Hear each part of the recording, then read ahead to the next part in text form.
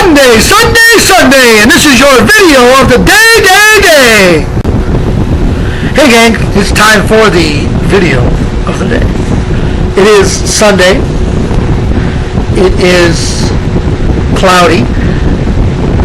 It has rained. Kids were asking me today, are we going to go out to the park again today? Actually, they were asking last night. Richie was. Are we going to go out to the park again today? It's supposed to rain. Didn't really have a good time riding our bikes out there. And I have a good time just getting out of the house and enjoying myself. I definitely need to look for some kind of work. I don't care what. If you watch my videos and you know of a place that is hiring, please let me know. I don't care what it is. McDonald's, Burger King. If you can get me in, that would be even better. But it really don't matter where. Well, it does matter where. I mean, obviously, I want it here in the area. I'm not moving to Ohio or Florida or anything like that. But at least something here in the area, so that I've got to stay here with my family. All right. For those of you who may be watching this wondering where my MySpace went, I deleted it. I went there every day this week. There was nothing new. Nothing. It was the same thing every day. People would put posts up that I didn't care. I really don't. So I got tired of going there. There's nothing to do there. All I do is bring up my homepage, look at the stuff, and that's it. And I leave.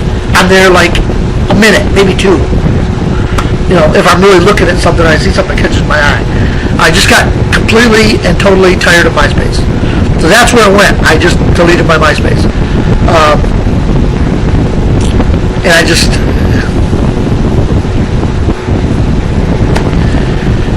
MySpace was too boring, it was too overwhelming, it was too difficult to deal with. Facebook is so much easier, so much more fun. There's more stuff you can do on Facebook.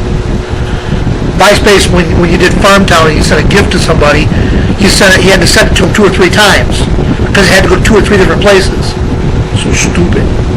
Why can't you just post it on their wall and they come get it like you do on Facebook? It's easier that way. Anyway.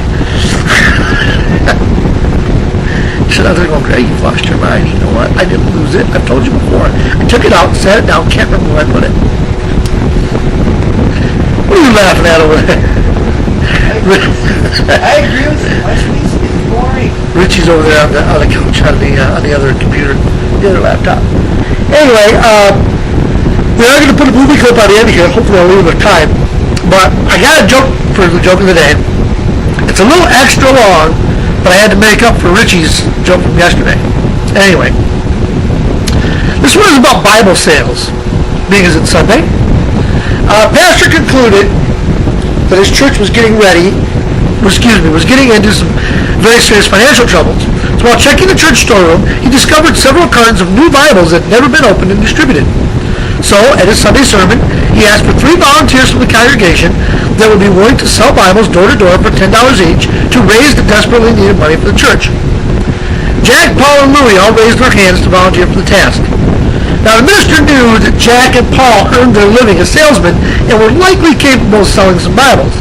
But he had serious doubt about Louie, who was a local farmer who always kept to himself because he was embarrassed by his speech impediment.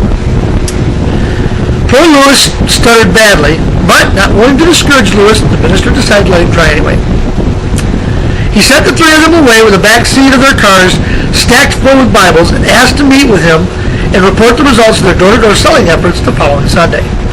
Anxious to find out how successful they were, the minister immediately asked Jack, "Well, Jack, how'd you make out selling Bibles last week?" Proudly handing the reverend an envelope, Jack replied, "Using my sale prowess, I was able to sell 20 Bibles, and here's the $200 I collect on behalf of the church." "Fine job, Jack," the minister said, vigorously shaking his hand. "You're indeed a fine salesman, and the church is indebted to you." Turning to Paul, he said, "And Paul, how many Bibles did you sell for the church last week?" Paul, smiling and sticking out his chest, confidently replied, I am a professional salesman. I sold 28 Bibles on behalf of the church, and here's the $280 I collected. The minister replied, that's absolutely splendid, Paul. You're truly a professional salesman. The church is indebted to you. Then apprehensively, the minister turned to Louis and said, and Louis, did you manage to sell any of the Bibles last week? Louis silently offered the minister a large envelope. The minister opened it and counted the contents. What is this? The minister exclaimed. Louis, there's $3,200 in here. You suggest you stole 320 Bibles for the church, door to door, in 1 week? Louis nodded.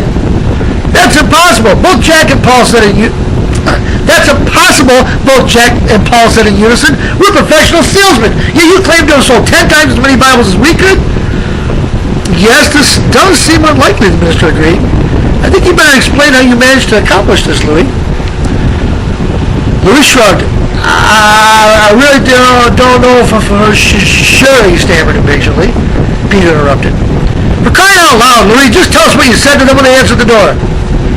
Well, all I said was, would you like to buy this Bible for $10, or would you just like me to stand here and read it to you?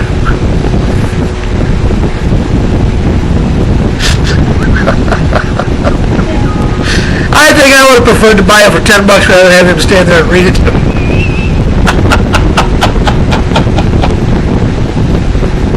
Guy's no fool. Anyway, alright. 6 minutes and 41 seconds into this thing here, and I gotta wrap it up to make sure we can put the video clip on the end. Again, I hope you all enjoy your Sunday, and until tomorrow, see you.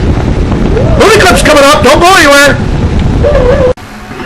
I made 85.